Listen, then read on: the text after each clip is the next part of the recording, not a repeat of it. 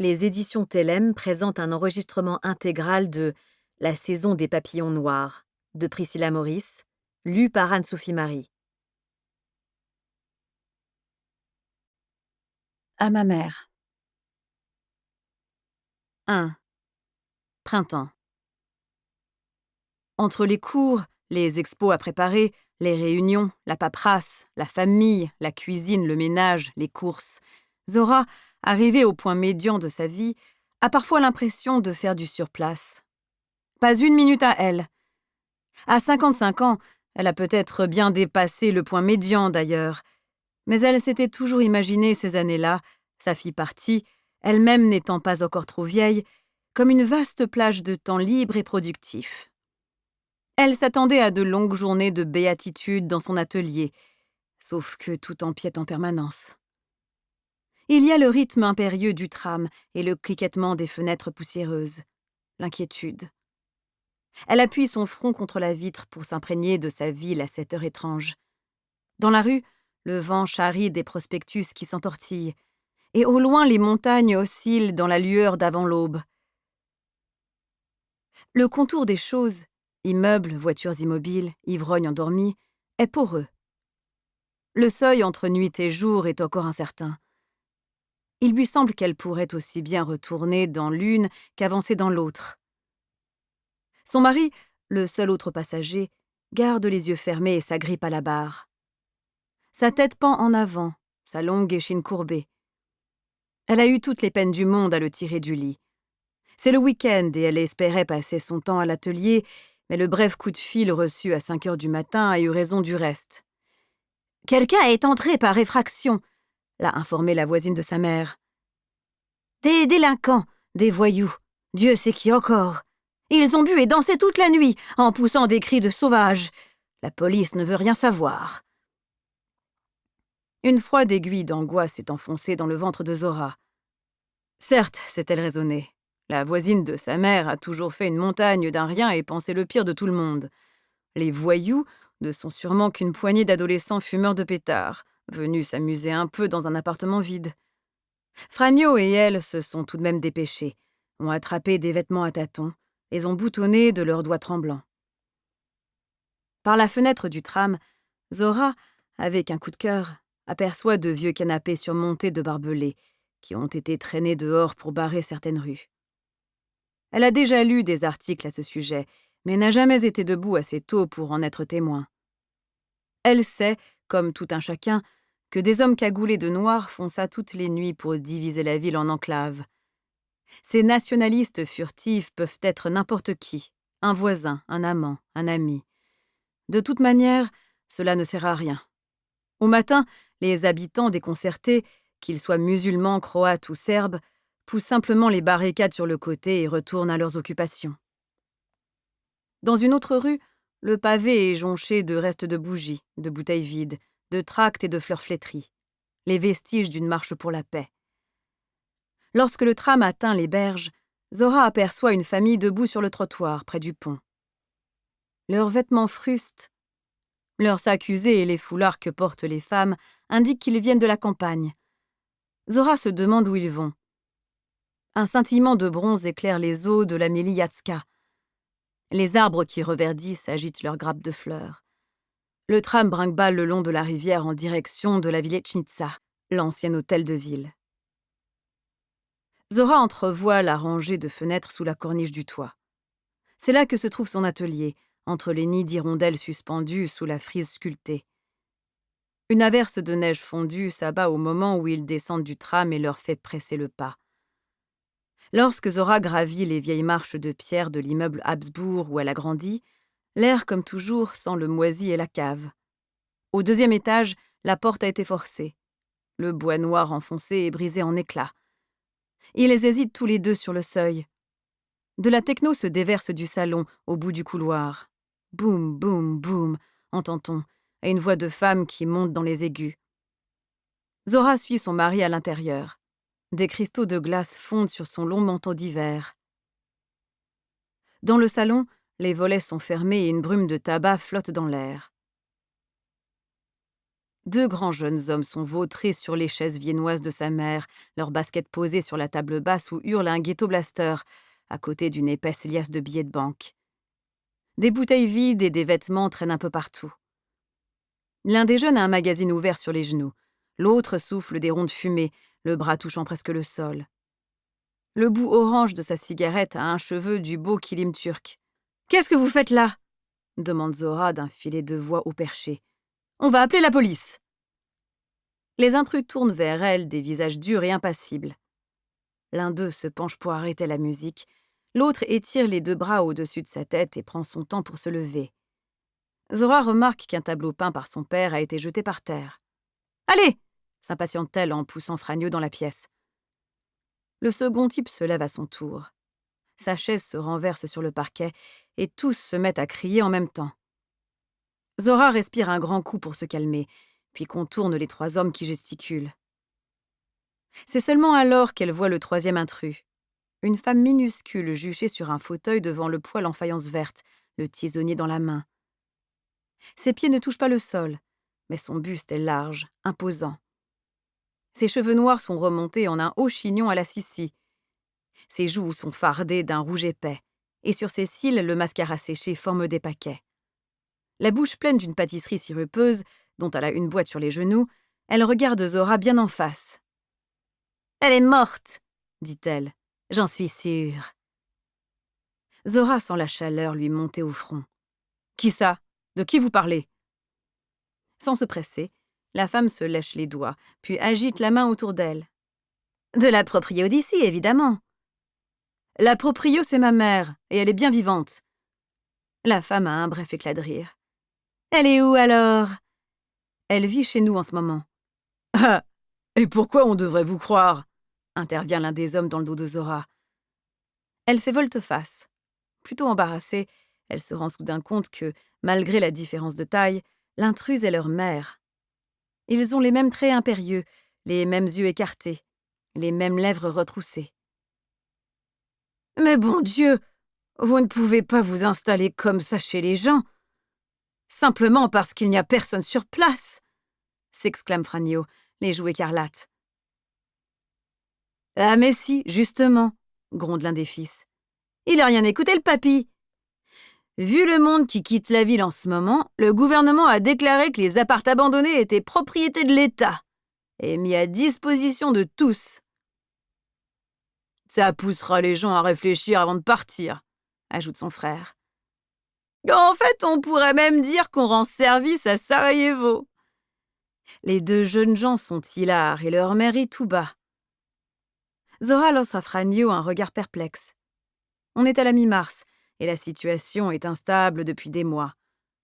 Des rumeurs de violence circulent parmi ses collègues et chez le coiffeur, bien que le président bosnien assure qu'il n'y aura pas de guerre. Zora ne sait plus quoi penser ni qui croire. « Même si c'était vrai, dit-elle, ce logement n'est pas abandonné. Ma mère doit revenir dans les jours qui viennent. » La femme pousse une exclamation incrédule et passe le doigt sur l'accoudoir de son fauteuil. « Regardez-moi cette poussière, dit-elle en l'élevant dans la lumière. Il n'y a plus personne ici depuis des mois, voire des années. C'est l'appartement d'une morte, ça, j'en suis sûre. » Cette fois, Zora s'entend crier « Ma mère est en vie !» Un sourire de chameau satisfait étire les lèvres de l'intruse. « Eh bien, ma chère, qu'est-ce qu'on peut y faire? Vous dites qu'elle est en vie, nous, on dit qu'elle est morte. On n'ira nulle part tant qu'on n'aura pas de preuves. » Zora reste sans voix. « On ne partira que si vous l'amenez ici, » continue la femme. L'un des fils s'esclaffe, bientôt imité par son frère et sa mère. Leur ricanement chasse Zora et Fragno dans le couloir, puis dans l'escalier sombre et jusque dans la rue où ils s'arrêtent, sonnés. Ils n'en reviennent toujours pas. L'appartement où Zora a grandi se trouve dans la vieille ville. Ses fenêtres donnent d'un côté sur l'ancienne église orthodoxe, de l'autre sur le dôme de la mosquée de Gazi Uzrevbeg et les toits de tuiles rouges du marché couvert, le bazar de Bachercha. En se penchant, on peut entrevoir la tour carrée de la cathédrale catholique à l'ouest. Mais la rue elle-même est triste et menaçante, une trouée sombre entre les façades noircies des immeubles Habsbourg et le mur derrière lequel se cache l'église orthodoxe. Les trames qui foncent entre les trottoirs étroits poussent les piétons contre les bâtiments. Zora glisse sa main dans celle de Franio et la presse. Ils traversent la rue et gravissent la côte jusqu'au poste de police le plus proche. Il n'est pas encore 7 heures, mais il y a déjà du monde dans l'édifice compact en béton. Les gens s'égosillent pour se plaindre que leur magasin a été pillé ou leur logement cambriolé. De mystérieuses tranchées sont creusées au bout de leur rue au petit matin, et plus personne ne se sent en sécurité. Tout cela ne serait jamais arrivé du temps de Tito. Quelqu'un demande si c'est vrai qu'on a ouvert les portes des prisons et que tous les criminels ont disparu dans la nature. Franio pâlit et cherche du regard un endroit où s'asseoir. Il a une quinzaine d'années de plus que Zora et se fatigue plus vite. Son explosion de colère l'a vidé de ses forces. Zora lui trouve un siège et va leur prendre 2 cafés forts et sucrés. Au bout de plusieurs heures, on s'occupe enfin d'eux. « Je vais noter l'adresse et envoyer quelqu'un », leur dit un agent. « Mais j'ai bien peur qu'on ne puisse pas les expulser. La nouvelle loi les autorise à loger chez votre mère. Les appartements vides peuvent être occupés par ceux qui en ont besoin. » « Vous ne pouvez vraiment rien faire, » insiste Zora, interloquée. « Ils ont forcé la serrure tout de même. » L'agent a un geste d'impuissance. « Je ne sais pas quoi vous dire, madame. » Derrière Zora, la foule énervée déborde à présent jusque dans la rue. L'agent se tapote la poitrine, les yeux plissés. « Allez donc savoir de quelle couleur seront nos uniformes demain matin. » La seule chose à faire, apparemment, est de retourner chez eux chercher la mère de Zora, 83 ans, qui n'est pas sortie depuis des semaines en raison d'une infection pulmonaire. Cela fait 7 ans qu'elle passe les hivers avec sa fille et son gendre, quittant dès les premières neiges son appartement froid et plein de courants d'air pour y revenir après Pâques. Il la trouve en train de somnoler dans son fauteuil au salon, un plaid jaune sur les épaules, sa broderie sur les genoux. Zora la secoue légèrement pour la réveiller. « Ah !» s'écrie-t-elle en serrant son aiguille et sa toile contre sa poitrine. Il faut une éternité pour l'habiller et lui mettre ses chaussures. « Où allons-nous » demande-t-elle à plusieurs reprises, les yeux écarquillés d'effroi. « Il neige, je me sens pas bien !»« Maman !» dit Zora en haussant la voix, car la vieille dame est de plus en plus sourde. « On t'emmène chez toi juste une demi-heure, et on revient tout de suite, promis !» Sa mère lui jette un regard méfiant, mais Zora ne veut pas l'inquiéter en lui en disant davantage. Ils arrivent à l'appartement en milieu d'après-midi. Un agent de police, à l'air las, est posté devant l'immeuble. À part ça, rien n'a changé. Les jeunes hommes se balancent toujours sur les chaises et la femme est toujours devant le poêle, un verre de whisky à la main. La mère de Zora entre dans le salon au bras de sa fille. Elle s'arrête un instant, le temps que ses yeux s'accoutument à la pénombre. Puis, inclinant la tête sur le côté comme un oiseau, elle s'avance vivement, en 2 ou 3 pas sautillants. « Qui êtes-vous » demande-t-elle d'une voix chevrotante. Les intrus en restent interdits. La couleur déserte les visages des hommes et des points de fard rouge luisent comme des braises sur les joues pâles de la femme. « Qui êtes-vous » répète la propriétaire sur un ton cette fois plus ferme. « Que faites-vous chez moi ?» Les fils se regardent, puis regardent leur mère. Elle est la première à réagir. Bondissant du fauteuil, elle bouscule la vieille dame pour aller se planter devant Zora. Elle est à peine plus grande qu'une enfant, mais ces garçons viennent l'encadrer tels 2 terreurs de cour d'école. D'accord, et il faut croire qu'elle est en vie. Grand bien lui fasse. Dans ce cas, on va tenir parole, on va s'en aller, comme promis. Elle hoche le menton en direction de ses fils, qui se mettent aussitôt à rassembler leurs affaires. Fourre vêtements et cigarettes dans des sacs en plastique. Au passage, ils piquent des bouteilles de Slivovitz dans le meuble-bar. Le plus jeune prend le ghetto blaster sur son épaule et il quitte les lieux en bousculant Zora et Franio, discutant bruyamment des meilleurs quartiers où trouver un appartement vide à cette heure de la journée. La mère de Zora chancelle au milieu de la pièce. Son regard file d'un tableau à l'autre, d'un objet à l'autre. La femme minuscule, la dernière à partir, agrippe le bras de Zora. On s'en va peut-être, ma chère. Mais ne va pas croire que ta mère est en sécurité ici. D'autres viendront. Et quand ils seront là, ne compte pas sur eux pour partir aussi facilement que nous. » Elle sort en laissant la porte grande ouverte. Zora et Franio, éberlués, contemplent longtemps le palier, jusqu'à ce qu'un cri venu de l'intérieur les incite à rentrer précipitamment. La mère de Zora a trouvé sa carafe en cristal de Prague taillé, un cadeau de mariage, en morceaux à côté du poêle. Zora revient tôt le lendemain matin pour inspecter l'appartement. Heureusement, le tableau tombé par terre est intact et rien d'autre ne semble cassé, à part quelques verres. Elle ouvre les fenêtres et entreprend de nettoyer et de lessiver. Elle s'affaire avec colère, en se demandant comment elle va faire partir l'odeur, l'estomac retourné par les tasses pleines de mégots décolorés et de fond de whisky. De longs cheveux noirs sont collés au dossier du fauteuil. L'un des intrus, allez savoir pourquoi, a retiré une demi-rangée de livres de la bibliothèque et comblé l'espace avec un sac de vêtements. Zora jette le tout en regardant constamment par-dessus son épaule, car elle s'attend toujours à les voir, eux ou d'autres, debout sur le seuil. La nuit dernière, à l'aube, sa mère s'est mise à hurler. Zora s'est précipitée dans sa chambre. La vieille dame lui a chuchoté que des tableaux et des chaises étaient empilés sur son lit, qu'ils l'empêchaient de bouger, et que la femme minuscule l'observait, perchée au sommet. « Tu as fait un cauchemar, maman », l'a rassurée Zora.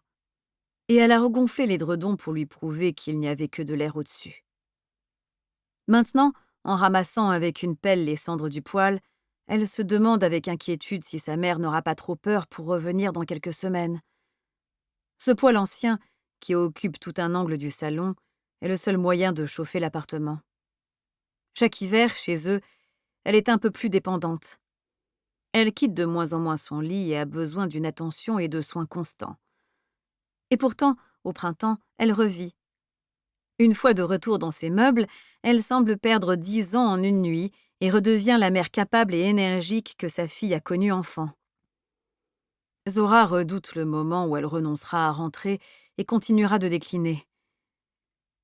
À midi, 4 sacs poubelles bourrés à craquer reposent dans le couloir.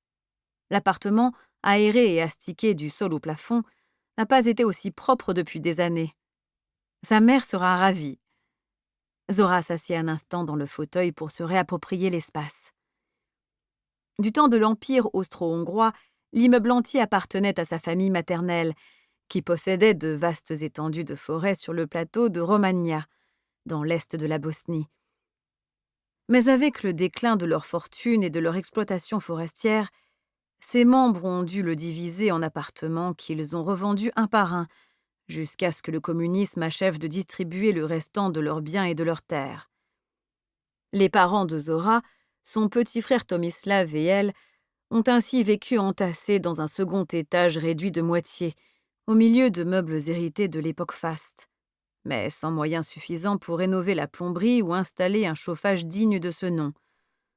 Après la mort de son père, ils ont dû subsister sur la seule pension de veuve de guerre de sa mère, complétée par ses travaux de couture. Le bourdonnement de la machine Singer à pédales traversait la mince cloison toutes les nuits pour s'insinuer dans les rêves de Zora.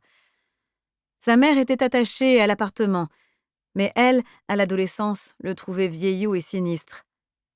Elle rêvait de vivre dans les tours modernes qui poussaient à la périphérie de la ville. À 13h, un serrurier arrive pour poser une serrure neuve. Tout en faisant remarquer qu'il croule sous le travail, il repousse d'un geste le pourboire de Zora. Elle laisse une lampe et la radio allumées dans le couloir, puis referme la porte à triple tour. En descendant l'escalier, elle a enfin l'impression d'un retour à la normale. Zora s'adosse au miroir rayé de l'ascenseur, particulièrement heureuse de rentrer chez elle ce jour-là. Elle se rappelle leur bonheur à Franio et elle, le jour où ils ont appris qu'ils avaient l'appartement, un mois après leur mariage. Franio était sur liste d'attente depuis plus de 10 ans. Situé dans une résidence avec gazon, non loin de l'hôpital principal, le long de l'avenue qui mène au stade de football Kochevo, ce logement au 8e étage avec toilette privée et chauffage central était un rêve. Dès que Zora y a mis les pieds, Elle a su qu'ils y seraient heureux. Il était inondé de lumière, libéré du passé. On distinguait la courbe des montagnes depuis toutes les fenêtres. Au fil des décennies, un bon mélange de gens venus de toute la Yougoslavie se sont installés dans la tour. Elle aime bien Anto et Milka, un jeune couple qui travaille dans le théâtre.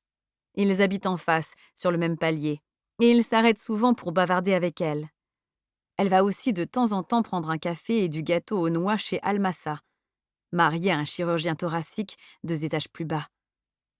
En retirant ses chaussures dans l'entrée, elle entend une quinte de toux dans la chambre où dort sa mère. Lorsqu'elle allume, elle trouve celle-ci encore au lit, un mouchoir serré dans la main. La vieille dame a le teint pâle et moite, le souffle court, le regard perdu dans le vide. Zora touche son front et constate qu'elle est brûlante. « Maman, j'ai fait le ménage toute la matinée. Il ne reste plus une trace de ces gens, » lui dit-elle fort à l'oreille. Mais sa mère hausse les épaules et détourne la tête, ses cheveux blancs étalés sur l'oreiller. Elle est prise d'une autre quinte de toux et Zora remarque de nouveaux flacons de pilules et de teinture sur la table de chevet.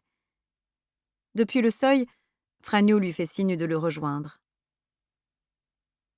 « Elle s'est réveillée juste après ton départ. Elle délirait, » lui raconte-t-il tout bas dans le couloir. « J'ai appelé le médecin. Heureusement, il a pu venir tout de suite. Je lui ai expliqué ce qui s'était passé hier. Il a dit que c'était clairement un choc nerveux.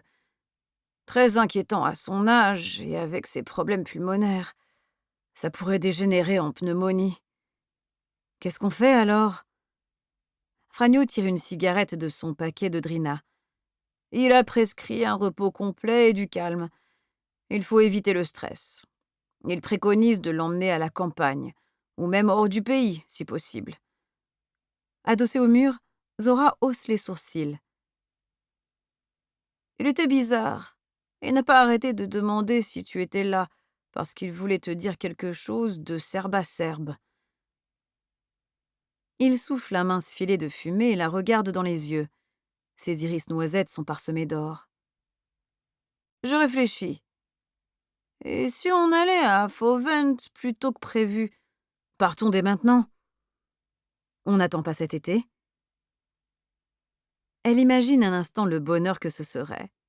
Chaque année, ils passent un mois chez leur fille en Angleterre. Dubravka est mariée à un Anglais et a elle-même une fille de 2 ans, Ruby. Steven est un type bien, comptable et skieur accompli. Il a rencontré Dee, comme il l'appelle, pendant les Jeux olympiques d'hiver de 1984. Ils vivent dans un petit bourg tranquille non loin de Salisbury. Zora adore ces longs séjours. Ils compensent le fait de ne pas voir leur fille unique et leur petite fille le reste de l'année. Mais non, partir maintenant, ce n'est pas possible. Je ne peux pas. J'ai du travail, tu te rappelles ? Tu dois bien pouvoir t'arrêter un peu. Et laisser les 2 appartements vides ? Autant inviter les gens à s'installer. Franio se gratte la tête et contemple la moquette pendant un long moment. J'en ai déjà parlé à Dubravka. Elle trouve l'idée excellente. Ah oui ? Ta mère ne va pas bien du tout. Zora ferme les yeux. Vas-y, toi, dit-elle, soudain plus grave. Comment ça ? Allez-y tous les 2. Passez 15 jours là-bas, 1 mois, 6 semaines, jusqu'à ce que maman se sente mieux. Franio se rembrunit. Je ne peux pas te laisser seule ici. La ville n'est pas sûre en ce moment. Écoute, mon amour, la journée d'hier a été éprouvante. Mais ce n'était que quelques squatteurs bourrés. Il ne va rien m'arriver ici, chez nous. Il y a Mirsad et Radmila à côté, et Anto et Milka en face. On est au 8e étage. Personne ne va monter depuis la rue. Les pupilles de Franio bougent imperceptiblement, signe qu'il réfléchit. Il hoche lentement la tête.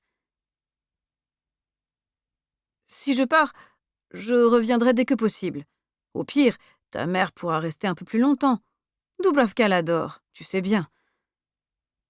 Ils déjeunent de soupe et d'oignons farcis. Puis, comme le soleil se montre, ils enfilent leurs manteaux, mettent leurs écharpes et sortent sur le balcon de la cuisine boire leur petit café bosnien bien serré. De là-haut, ils voient la ville qui descend vers le ruban scintillant de la Miljacka, puis remonte jusqu'au flanc boisé du mont Trebević en face. Le jour du départ, sur le parvis de leur tour, Franio attire Zora contre lui et la serre longtemps dans ses bras avant de l'embrasser sur les 2 joues, puis sur la bouche. Le contact de ses lèvres, sec et doux, presque hésitant, la prend par surprise, et elle recule sans s'en rendre compte. Un instant plus tard, il est dans le taxi et le moteur tourne. L'odeur de l'essence se diffuse dans l'air froid du matin. Il baisse la vitre. « À bientôt, mon amour. Profites-en pour peindre le plus possible. » Zora s'incline vers la fenêtre ouverte pour apercevoir sa mère. Assise toute droite et immobile, emmitouflée dans de moelleuses couvertures jaunes, celle-ci lui fait penser à une gerbe de blé. Zora éprouve un pincement de jalousie à l'idée qu'il s'en aille voir Dubravka. Sa mère, comme si elle sentait que quelque chose en elle risque de craquer, se penche alors par-dessus Franio et la regarde fixement, sans ciller. « Promets-moi de surveiller mon appartement, Zora, » dit-elle. « Cache tous les objets de valeur. »« Oui, maman. »« Je veux que tu passes tous les jours. Veille bien à ce que personne ne s'y installe. Je ne veux plus jamais que cette femme touche à mes affaires. Maman, elle est partie. » Sa mère se met à tousser et, avec le mouchoir qu'elle serre dans son poing, essuie un peu de salive sur ses lèvres. On la dirait sur le point d'ajouter quelque chose, mais Franio l'entoure de son bras tandis que le taxi démarre pour les emmener à l'aéroport. Zora leur fait au revoir de la main. Des tas de neige grisâtre s'attardent sur les pelouses décolorées. Leur bâtiment, celui du milieu, est décoré d'une girafe peinte qui s'écaille. Enfant, Dubravka l'adorait. Son long cou délavé atteint presque le dernier étage, et leur appartement au 8e se trouve quelque part au-dessus de sa croupe à taches brunes. À ses pieds, les rideaux de fer tagués remontent à mesure que les commerces s'apprêtent à ouvrir. Zora ajuste son col et inspire à fond, soudain envahie par une sensation de liberté aussi grisante qu'inattendue. C'est l'heure qui précède le coucher du soleil, et son atelier au dernier étage de la Vietchnitsa est doré après l'averse. 3 raies de lumière filtrent en diagonale et soulignent la poussière sur les canapés et les chaises de récup qu'elle a rassemblées au fil des années pour ses visiteurs et ses étudiants. Pas idéal, un atelier orienté plein ouest. La lumière de la fin de journée la rendait folle au début, mais elle en est venue à apprécier la sensation des rayons du soleil sur ses bras, surtout quand il fait froid dehors. Zora pose son pinceau et s'approche de la fenêtre pour admirer la ville. Les toits rouges du bazar brillent en contrebas et des volutes de fumée bleutée montent des cheminées. Entre les dernières gouttes de pluie, elle distingue les courbes noires et verts des dômes, les flèches blanches des minarets et le gris-brun des clochers. Au-delà, dans les quartiers neufs où elle vit, les barres d'immeubles en béton ponctuent le smog jaune dans le lointain. Son regard traverse l'étroite vallée pour se porter vers les montagnes qu'elle aime tant.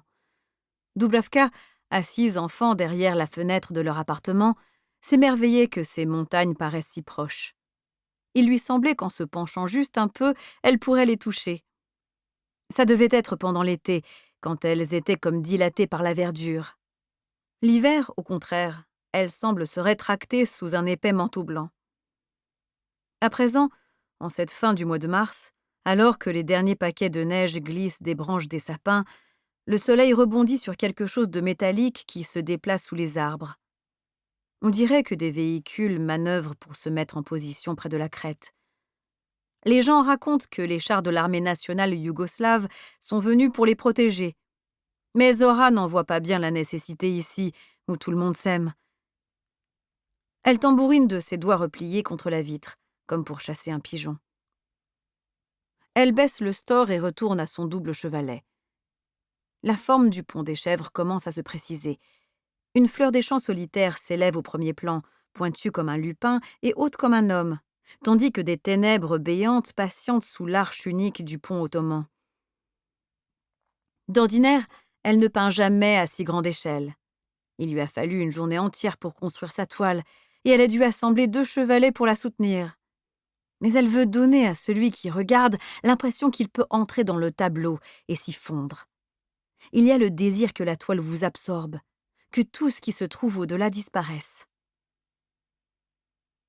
Mars fait place à avril. Tous les matins avant ses cours, Zora passe chez sa mère, ouvre ou ferme certains volets, allume différentes lumières. L'après-midi, elle travaille à son pont. L'excitation de créer quelque chose de nouveau commence à bourdonner en elle. Elle s'affaire jusqu'à ce que le soleil plonge à l'horizon et que l'éclairage public s'allume. Inquiète comme elle l'est pour sa ville, elle vit les heures passées à l'atelier, où elle peut désormais rester aussi longtemps qu'elle le souhaite, un peu comme des vacances. En fin de journée, une fois de retour à l'appartement, Zora appelle sa famille en Angleterre. Sa mère va mieux, la toux et les cauchemars sont oubliés. Franio, d'une voix plus assurée, lui dit que le meilleur remède est le temps qu'il passe à jouer avec Ruby. Le fil du téléphone enroulé autour de ses doigts tachés de peinture, Zora éprouve un tiraillement de manque. Et pourtant, le matin au réveil, elle sait qu'elle n'échangerait contre rien au monde ces semaines de solitude. S'occuper d'elle-même pendant quelque temps, c'est une forme d'extase. Les jours rallongent. Ses élèves arrivent joyeux en cours, avec la gueule de bois, en fredonnant les airs populaires des marches pour la paix où ils se sont rendus la veille au soir. De plus en plus de musiciens, d'artistes et d'intellectuels y participent. Sous les vivas et les applaudissements, ils démontent les barricades. Tous ont le sentiment qu'un mouvement grandit, que les voix antinationalistes de Bosnie qui veulent l'unité et la paix seront entendues. Après le dîner, en buvant son café sur le balcon sous les étoiles, Zora entend la rumeur des chants qui s'élèvent des rues. Un soir, tard, alors qu'elle est sur le palier pour jeter sa poubelle dans le vide-ordures, l'ascenseur s'ouvre sur les rires de ses jeunes voisins, Anto, Milka et leur fille Una, de retour d'une manif. Anto, acteur au théâtre de la jeunesse de Sarajevo, a une guitare dans le dos. Milka, comptable dans le même théâtre, tient une liasse de tracts à la main. En voyant Zora, Una, dont les cheveux noirs sont tressés avec des rubans multicolores, souffle bruyamment dans le coquillage en plastique suspendu à son cou. « Pardon », lance Milka en posant une main sur la tête de sa fille. « Elle devrait être au lit depuis des heures. »« Vénarde », dit Zora à la petite en lui faisant un clin d'œil. « Viens marcher avec nous un de ces soirs, » lui propose Anto. « Oui, je n'y manquerai pas. » Début mai, un matin, Zora allume la télévision après son petit déjeuner. L'air d'une chanson populaire, Sarajevo, mon amour, envahit le salon. Des foules marchent en direction du Parlement. On n'entend rien d'autre que la chanson, qui semble passer en boucle. Mais les caméras doivent être nombreuses et des plans larges révèlent l'ampleur de la manifestation. Elle emplit toutes les artères principales de la ville. D'immenses drapeaux rouges et verts flottent au-dessus des têtes, tout comme le drapeau bleu-blanc-rouge de la Yougoslavie, dont l'étoile rouge bordée de jaune semble danser. Sont-ce des portraits de Tito que portent les gens? Les pancartes clament « Non au nationalisme »,« Oui à la paix » ou « Sexe sans frontières ». Les poings sont levés, certains serrés sur ce qui ressemble à des tulipes. La chanson résonne toujours. Zora fixe l'écran, électrisée, le doigt suspendu au-dessus du bouton de la télécommande. Elle regrette que Franio ne soit pas là. Aucun doute, c'est la plus grande manifestation à ce jour. L'espace d'un instant, elle hésite. Elle songe à prendre ses affaires et à aller se mêler à la foule, mais sa peinture l'appelle. Elle ira peut-être plus tard. Sur le chemin de l'atelier, elle croise des familles, des bandes d'adolescents, des couples entre deux âges qui marchent en sens inverse vers la manif, souriant, s'interpellant comme au carnaval. Il paraît que 200 cars ont acheminé des gens de toute confession et nationalité depuis les 4 coins du pays. La veille au soir, des manifestants ont réussi à s'introduire dans le Parlement et à prendre la parole. Ils ont exhorté les ministres à démissionner et exigé la formation d'un nouveau gouvernement. Zora travaille pendant 4 ou 5 heures sur son tableau. Peu après 15 heures, elle entend des détonations au loin. Le plancher tremble et la toile tressaute. Elle va voir à la fenêtre, mais tout a l'air normal. Elle se hâte quand même de nettoyer et sécher ses pinceaux tandis qu'une sourde inquiétude monte en elle. Ce n'est sans doute rien, se dit-elle. Pourtant, elle a la sensation de se trouver à un point de bascule, comme si une trappe s'était ouverte quelque part et que tout y était happé. Sur le chemin du retour, Les rues sont quasiment désertes. Aux infos, elle apprend que vers 14 heures, 2 tireurs embusqués au dernier étage du Holiday Inn, où s'est installé le SDS, le Parti des nationalistes serbes de Bosnie, ont visé les manifestants. Il y a eu 6 morts et plusieurs blessés. Le leader du parti, Radovan Karadzic, a déserté l'hôtel. Des obus de mortier sont lancés, apparemment à son instigation, sur le centre-ville depuis les collines à l'est.